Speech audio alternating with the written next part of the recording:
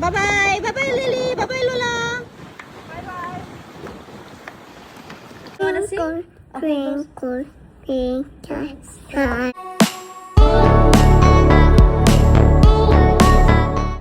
Buong pamilya ni Alan Adarna nagpunta sa Maldives, kasama ang ina ni Alan.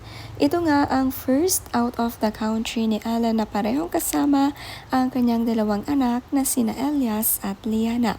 Kaya very memorable ang kanilang first plane ride together papunta sa Maldives. Sa Anantara, Kihawa nga sila nagstay at sobrang ganda rito. Ang villa kasi na ito ay nasa ibabaw ng dagat at ang rates dito ay nasa 110,000 per night. Bye-bye! Bye-bye, Lily! Bye-bye, Lola! Bye-bye. Huh?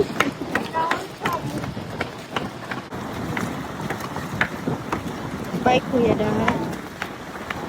Ang tibay nga ng pagkakagawa ng daanan at villa dahil pwedeng magbike at mag-shuttle car papunta sa kanilang mga villa.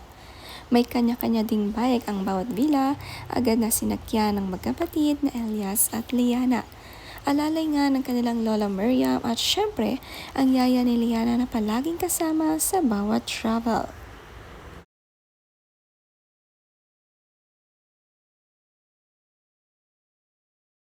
Mo mga gores, the oldies, the seniors are biking. Okay. Go, guys. Simple nga lang manamit ang ina ni Ellen at agad ding nagbike. Natuwa nga si Ellen dahil mga senior na ay gusto pa ring sumakay ng bike at ma-experience ito sa gitna ng dagat.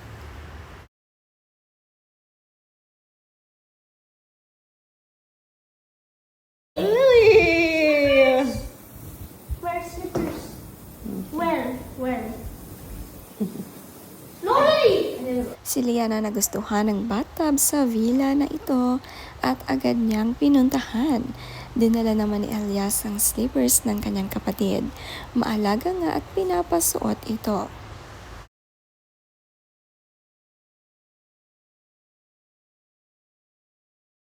You wanna sing? Twinkle, twinkle, star. How I High five. Okay. Siya? Mm.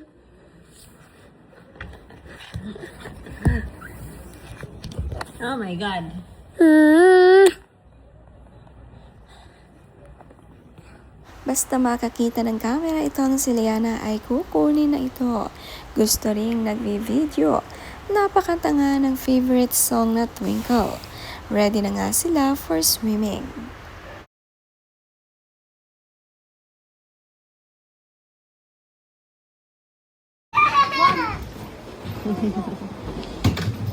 Yeah, sing.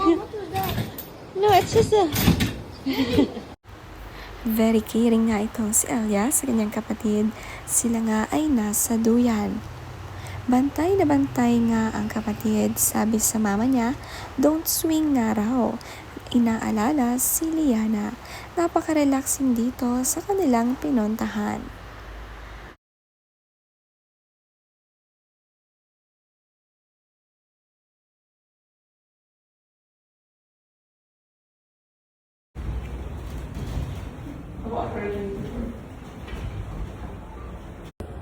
Hey, Hi! What are we doing? Lily. Okay.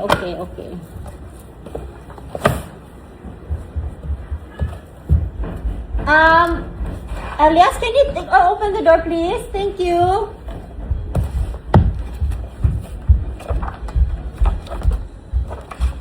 Si Elias napakadaling utusan, isang sabi lang ng Mama Ellen, tayo agad at sunod agad, napakamasunurin. May kumatok nga kasi sa kanilang pinto at si Ellen katabi si Liana, ina-explore ang libro na nakita nila. Mahilig nga kasi sa books itong si Lily.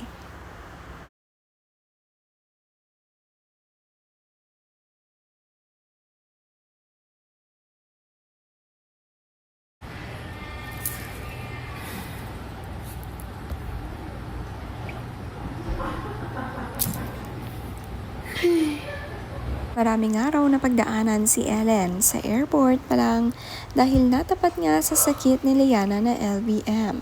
Unang travel kasama ang 2 kids ay nasakto pa nga ito. Mabuti na lang marami siyang katuwang na kasama. 3 hours nga lang daw ang itinulog pero maganda pa rin. Kahit may pasa sa mukha ay maganda. Ang ganda rin ng hangin dito sa Maldives, napaka-fresh. Enjoy na enjoy magbakasyon, sulit. Avail! Cheers, guys! Cheers! Well deserved.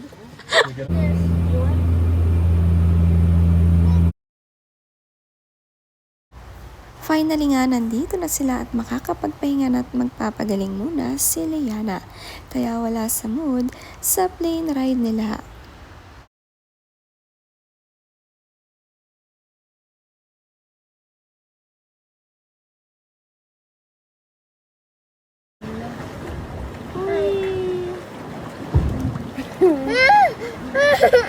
Oh, why are you crying, babe? It's not gonna eat you. Oh, Mama, she's laughing. Ah, she's laughing. Sing, baby shark. It's a baby shark.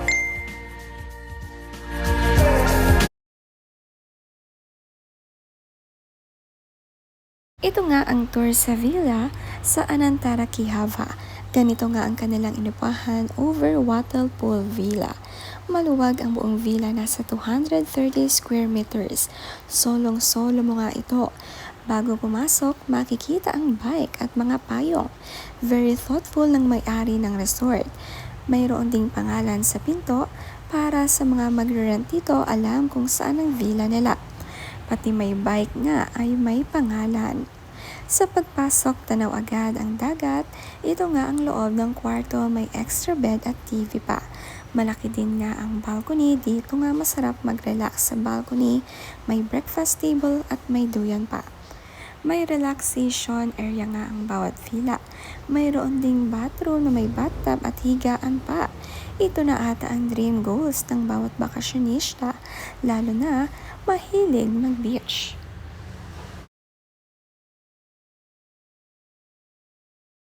Makaka-relax talaga ang mga nagbabakasyon dito sa ganda ng view, sa ganda ng panahon at sa ganda ng villa.